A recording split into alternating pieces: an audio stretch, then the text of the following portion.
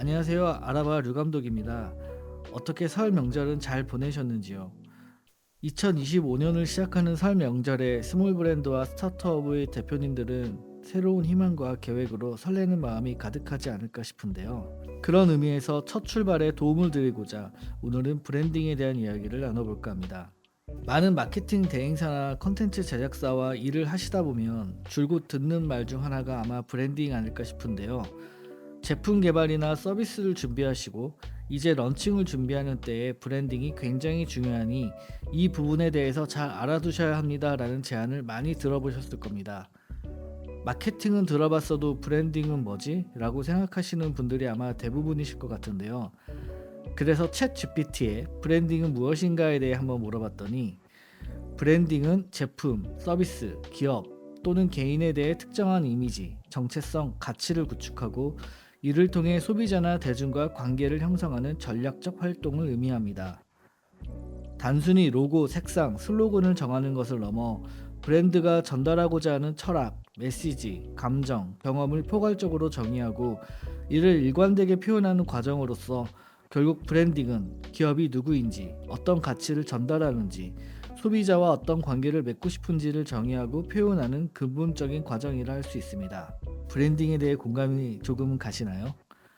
그놈의 브랜딩이 뭐길래 제품을 알리고 잘 팔리는 컨텐츠만 신경 써서 잘 제작해서 마케팅만 하면 되지 브랜딩까지 신경 쓸 필요 있을까? 그렇게 생각하시는 분들도 있을 것 같습니다. 사실 이 업계에 정답이 어디 있겠냐마는 그래도 여러분은 사업을 오늘만 하고 끝내실 건 아니잖아요. 어떻게 하면 이 사업을 계속 지속시킬 수 있을까? 지금 판매하고 있는 제품 이후에 새로운 제품을 출시해도 지금처럼 지속적으로 제품을 잘 판매할 수 있을까? 이렇게 생각을 해보시면 브랜딩에 대한 중요성에 조금은 더 공감하시지 않을까 하는데요. 거두절미하게 마케팅과 브랜딩의 차이가 무엇이냐고 물어보신다면 마케팅은 제품이나 서비스를 판매하기 위해 구체적인 전략과 실행 방안을 사용하는 단계적인 활동을 말하고 브랜딩은 브랜드의 정체성과 이미지를 구축하는 데 초점이 맞춰져 있고 장기적인 관점에서 진행되는 것을 말합니다. 이것을 어느 분의 말을 빌려서 조금 쉽게 설명드리자면 마케팅은 고객을 만들고 브랜딩은 팬을 만든다고 생각하시면 조금 이해가 더 빠르실 것 같습니다. 저 개인적으로는 브랜딩은 브랜드 정체성을 확립하는 과정이다 라고 말씀드리고 싶은데요. 앞서 말씀드렸듯이 우리의 제품이나 서비스를 보이기 이전에 우리 제품과 서비스가 존재해야 하는 이유들이 선행되어야 고객들에게 우리의 제품과 서비스를 좀 더 알릴 수 있고 인지시킬 수 있지 않을까 생각이 됩니다. 단순히 로고 디자인만을 의미하는 것은 아닙니다. 시각적인 브랜딩 작업은 결국 브랜드를 운영하는 대표와 구성원들의 철학과 가치의 시각화 작업이라고 생각합니다. 이 브랜드 정체성이 중요한 5가지 이유에 대해서 한번 설명드려 보겠습니다. 첫 번째는 차별화인데요. 유사한 경쟁 제품들 사이에서 브랜드를 돋보이게 만든다라고 할 수 있습니다. 그 다음으로는 인지도, 소비자가 특정 브랜드를 더 쉽게 기억하고 인식할 수 있는 데 도움을 주고요. 그 다음 신뢰 구축, 일관된 메시지와 경험은 소비자의 신뢰를 쌓는 데 기여할 수 있습니다. 그리고 충성도, 강력한 브랜딩은 고객이 브랜드에 대한 애착과 충성도를 가지게 하고, 마지막으로는 가치 창출, 성공적인 브랜딩은 브랜드 자체의 가치를 높이고 기업의 성장과 수익성에 기여합니다. 여러분의 브랜드 정체성 정립을 위해 제가 질문을 몇 가지 드려볼 테니 하나씩 한번 생각해 보시면 좋을 것 같습니다. 혹시 귀사의 미션은 무엇인가요? 이 미션은 기업의 존재 이유는 무엇인가에 대한 답입니다. 두 번째 질문입니다. 귀사의 비전은 무엇입니까? 비전이라 함은 기업이 달성하고자 하는 바는 무엇인가에 대한 답입니다. 즉 비전은 명백한 비즈니스 목표를 말합니다. 세 번째 질문입니다. 귀사의 가치는 무엇입니까? 브랜드의 핵심적인 가치, 곧 코어 밸류를 의미하며 이는 지속 가능한 경영을 추구하기 위한 필수적인 개념으로서 가치 소비를 하는 시대에 특히나 많은 관심과 주목을 받고 있습니다.